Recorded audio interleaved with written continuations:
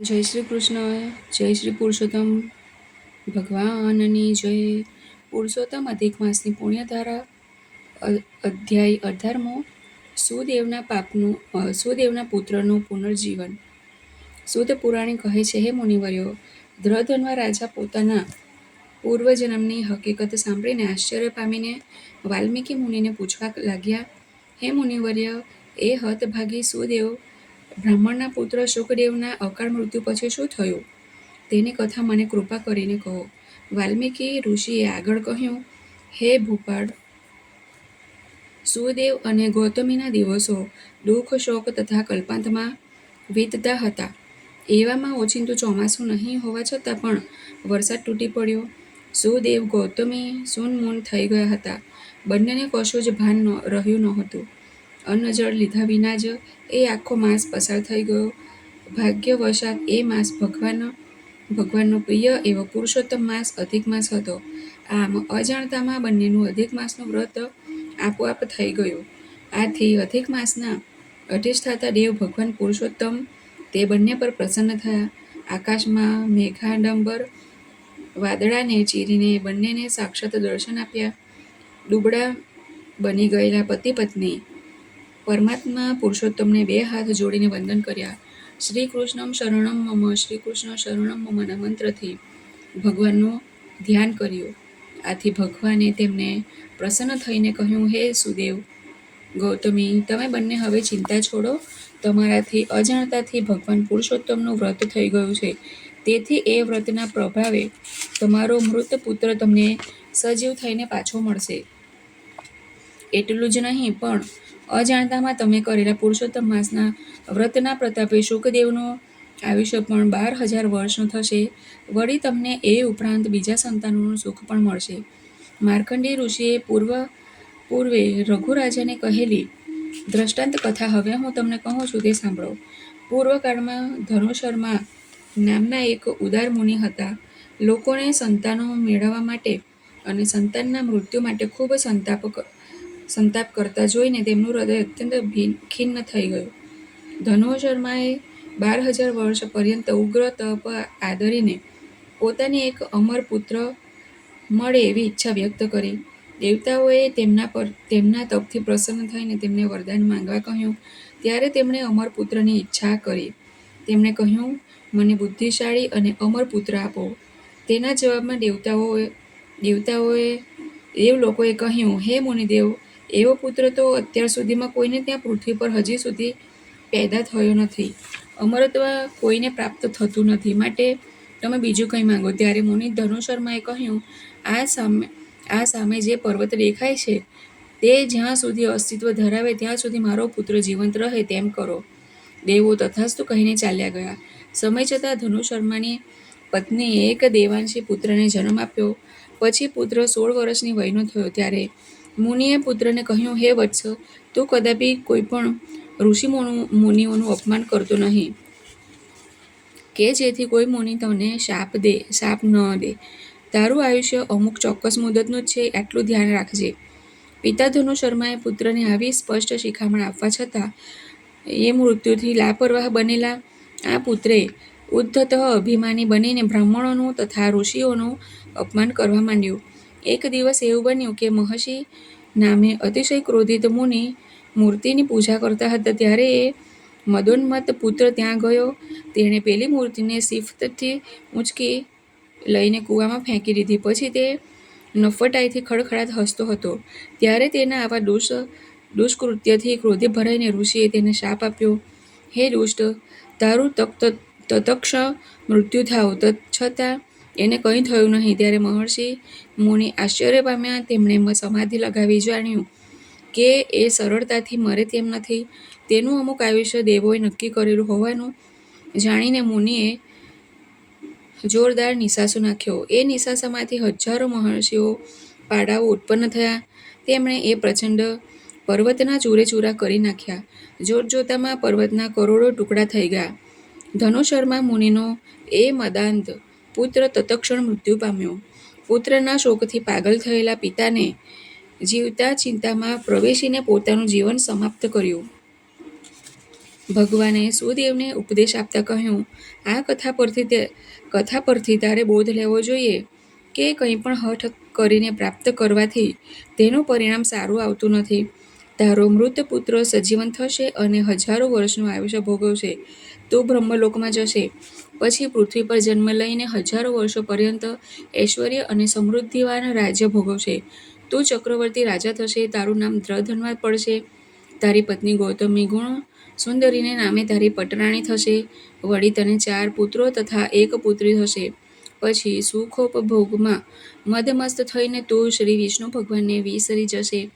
તે જ વખતે શુકદેવ નામે તારા પુત્ર વનમાં પોપટનું રૂપ ધારણ કરીને વટવૃક્ષ પર બેસીને તને વૈરાગ્ય પેદા થાય તેવા શ્લોકો વારંવાર બોલીને તને બોધ આપશે. એ પોપટનું વચન સુણીને તું તારે ઘરે પાછો આવશે. ચિંતામાં ડૂબી જશે. પછી તમામ રાજવૈભવ અને સુખ ભોગોને તિલાંજલિ આપશે અને તે જ વેળા મહર્ષિ વાલ્મીકી તારે ત્યાં પધારશે. ઉપદેશ આપીને તારો સંદેહ દૂર કરશે, જેથી તું આ વાસનામય દેહનો ત્યાગ કરીને શ્રીહરિને શરણે જશે. પતિ પત્ની સુદેવ ગૌતમી પુત્ર શુકદેવને સજીવન થયેલો જોઈને હર્ષાશ્રુ સારતા રહ્યા. આકાશમાંથી પુષ્પવૃષ્ટિ થઈ. પછી સુદેવે ભગવાન શ્રી વિષ્ણુને પૂછ્યું, હે પ્રભુ, મારા ઉગ્ર અને કઠિન તપને પ્રતાપે આપ પ્રસન્ન થવા છતાંય તે વેળા આપે મને પુત્રફળ આપ્યું નહોતું. મારા નસીબમાં પુત્ર નથી એમ કહ્યું હતું. જ્યારે આજે હવે પ્રસન્ન થઈને મારા પુત્રને આપે સજીવન કર્યા તેનું શું કારણ? શ્રી બૃહનારદ્ય પુરાણના પુરુષોત્તમ મહાત્મ્યનો અધિક પુરુષોત્તમ વ્રતનું ફળ નામનો અધ્યાય 18મો સમાપ્ત. બોલો શ્રી પુરુષોત્તમ ભગવાનની જય. હવે આપણે કથા સાંભળીશું. દ્રષ્ટાંત કથા 18 પ્રસાદ. એક નગર હતું. તેના રાજાનું નામ ભૈરવ. જેવું નામ તેવું તેનું કામ હતું. તે અત્યંત ક્રૂર ઘાતકી હતો. તણખલા જેવડા ગુના માટે પણ તે ગુનેગારને કડક શિક્ષા કરતો. તેના દિલમાં લેશ પણ દયાનો છાંટો નહોતો. તેને શિકાર કરવાનો ઘણો શોખ હતો.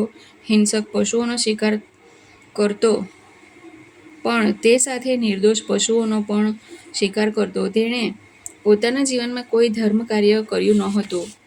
ખરેખર તો તે ધર્મમાં માનતો જ નહોતો. અનેક પાપકર્મો સાથે તેણે એકેય પુણ્ય કાર્ય કર્યું જ નહોતું. તેની રાણીનું નામ પુષ્પા હતું. ખરેખર જ તે પુષ્પ ફૂલ જેવી કોમળ, નાજુક અને રૂપનો અંબાર જેવી હતી. રાજા ભૈરવ શિકારમાં દિવસ ગાળતો, પણ પુષ્પા તો સવારથી રાત સુધી વ્રત, તપ, જપ કર્યા કરતી હતી. રાજા જેટલા પાપાચાર કરે તેટલા જ પુણ્ય કાર્યો રાણી કરે. રાજા ઘોર જંગલમાં શિકારે જાય ત્યારે રાણી સવારમાં પક્ષીઓ પંખીડાને ચણ નાખે, ગાયોને લીલુંછમ ઘાસ નીરે, ગરીબો ભિક્ષુકોને અન્ન અને વસ્ત્રોના દાન કરે. રાણી દીન દુખિયાની બેલી હતી. વખત જતાં કઈ વાર લાગે છે. ભૈરવ રાજાની પ્રૌઢાવસ્થા થઈ. શરીરની શક્તિ ક્ષીણ થતી ચાલી. જીવનમાં સંધ્યાએ ડોકિયા કરવા માંડ્યા ત્યારે રાજાએ જિંદગીભર બાંધેલા પાપોના પોટલા આંખો સામે તરવરવા લાગ્યા. તે પાપોના પડછાયા દેખાવા માંડ્યા. હવે તેને ભગવાનના ન્યાયના લેખાજોખાનો ભયંકર ડર સતાવા લાગ્યો. રાજા મધરાતે પાપો યાદ કરીને સંતાપ કરતો. રાજાને આખો દી કંઈ પણ ચેન પડતું નહોતું. હવે રાજા ભૈરવને મહેસૂસ થવા લાગ્યું કે હવે જે કંઈ આયુષ્ય બાકી રહ્યું છે તેમાં પુણ્ય કાર્યો, ભલાઈના કાર્યો કરું તો અંતકાળે શાંતિથી મૃત્યુ તો આવે. કવિ કલાપીએ કહ્યું છે ને કે રે પસ્તાવો વિપુલ ઝરણો સ્વર્ગથી ઉતર્યું કઈ. અનેક દિવસોના સંતાપ, અજંપા, વિચાર મંથનને અંતે ભૈરવ રાજાએ નક્કી કર્યું કે હવે તો આ રાજપાટ વૈભવ સર્વ કાંઈ રાજકુમારને સોંપીને વનમાં એકાંતમાં જઈને જપ, તપ, ધર્મ ધ્યાન કરું કે જેથી મારા આત્માને શાંતિ મળે. અંતે એક દી રાજાએ રાણીની સંમતિ માંગતા કહ્યું, મહારાણી, મારે હવે રાજકાજમાંથી નિવૃત્ત થવું છે. આપણે રાજકુંવરને રાજપાટ સુપ્રત કરી દઈને એકાંત જંગલમાં નદી કિનારે ઝૂંપડી બંધાવીને રહેવા ચાલ્યા જઈએ. ત્યાં રહીને પ્રકૃતિને ખોળે જીવન પ્રસાર કરીશું, પ્રભુ સ્મરણ કરીશું. આપણા જીવનનું અને આત્માનું કલ્યાણ થશે અને માનસિક શાંતિ મળશે. રાણી પુષ્પાને રાજાની આ વાત સાંભળીને આનંદ થયો. તેને તો ભાવતું હતું ને રાજાએ કહ્યું જેવું થયું. તેણે રાજાના વિચારને વધાવી લીધા. તેણે કહ્યું, સ્વામી નાથ, જ્યાં તમે ત્યાં હું. મારે આ રાજપાટની કોઈ માયા નથી. મને તો વધુ શાંતિ મળશે અને મારાથી ભગવાનની ભક્તિ, જપ, તપ, વ્રત વધુ સારી રીતે કરી શકાશે. સાપ કાંચડી ઉતારે તેમ રાજાએ પોતાના મસ્તક પરનો તાજ ઉતારીને રાજકુંવરને રાજ્યાભિષેક શુભ દિને કરાવ્યો. રાજકુમાર, મંત્રીઓ, સલાહકારો, રાજપુરોહિત, સેવકો, સેવિકાઓ અને નગરની પ્રજા રજા લઈને રાજમાંથી કંઈક લીધા વિના ઉઘાડે પગે અને પહેરેલા વસ્ત્રે વન ભણી પ્રયાણ કર્યું. રાણી પણ સાથે જ હતા. વન પ્રવેશ કરતા જ ભૈરવ પુષ્પાને એક બ્રાહ્મણ સામે મળ્યા. તેને 4 હાથ હતા. ભૈરવે માન્યું કે નક્કી આ દેવ છે. તે તેના પગમાં પડ્યા. પુષ્પા રાણીએ પણ રાજાની જેમ તેને સાષ્ટાંગ દંડવત પ્રણામ કર્યા. ભૈરવ રાજા બોલ્યા, હે પ્રભુ, હું તો પાપી છું. એક સંતે કહ્યું છે ને કે મો સમ કોન કુટિલ ખલકામી. મેં પાપાચાર કરવામાં કદી પાછી પાની કરી જ નથી. આજે આ પાછલી ઉંમરે એ પાપોના પડછાયા મને હવે જંપવા દેતા નથી. આ અજંપામાંથી પ્રભુ તમે જ મને હવે બચાવો. પેલા 4 હાથવાળા બ્રાહ્મણે જવાબ આપ્યો, ભાઈ, તમે માનો છો તેવો હું કોઈ દેવ નથી. હું તો એક સામાન્ય બ્રાહ્મણ છું. તમે જેમ જેમ આગળ જશો તેમ તેમ મારા જેવા ઘણા 4 હાથવાળા માણસો તમને જોવા મળશે. આ સાંભળીને રાજાને ઘણું આશ્ચર્ય થયું. તેને લાગ્યું કે નક્કી આમાં કંઈક રહસ્ય ભેદ છે. તેથી રાજાએ કયો ભેદ છે તે વિશે પૂછ્યું. બ્રાહ્મણે કહ્યું, થોડા વખત પહેલાંની વાત છે. આ માર્ગેથી હું પસાર થતો હતો. પેલા સામેના તળાવની પાળ પર બેઠેલા 4 હાથવાળા ગોવાળિયાને મેં જોયો. તેના 4 હાથ જોઈને પ્રથમ તો હું ડરી ગયો, છતાં હિંમત કરીને હું તેની પાસે પહોંચ્યો. તેના 4 હાથ વિશે મેં પૂછપરછ કરી. ત્યારે એ ગોવાળે કહ્યું, હે વિપ્ર, સામે જે આંબાના વૃક્ષની ડાળ દેખાય છે તેની પાછળ એક પર્વત છે. એકવાર હું પર્વત તરફ ગયો. ત્યાં મેં મારા જેવા એક ગોવાળિયાને દીધો. એને પણ 4 હાથ હતા. તેથી સામે હું જિજ્ઞાસાથી તાકી રહ્યો. ત્યારે તે મારી નજીક આવીને મારો હાથ પકડીને મને પર્વત પર લઈ ગયો. પર્વત પર ભગવાન પુરુષોત્તમનું મંદિર હતું. એ મંદિરનો પ્રસાદ જે ખાય તે 4 હાથવાળો થઈ જાય. મેં પ્રસાદ લીધો, તેને પરિણામે હું 4 હાથવાળો થઈ ગયો. આમ પેલા ગોવાળે મને તે મંદિરનો પ્રસાદ ખવડાવ્યો. ત્યારથી મારા પણ 4 હાથ થયા છે. આ વાત સાંભળીને ભૈરવ રાજા વિનવણી કરવા લાગ્યો કે હે ભૂદેવ, તમે મને પણ તે પર્વત પર લઈ જાઓ. કદાચ ભગવાન મારા પાપોમાંથી મને મુક્તિ આપે. પેલો બ્રાહ્મણ ભૈરવ રાજા અને પુષ્પા રાણીને આમ્ર વૃક્ષની ઘટા આગળ લાવ્યો. પણ રાજાને ત્યાં કશે પણ પર્વત દેખાયો જ નહીં.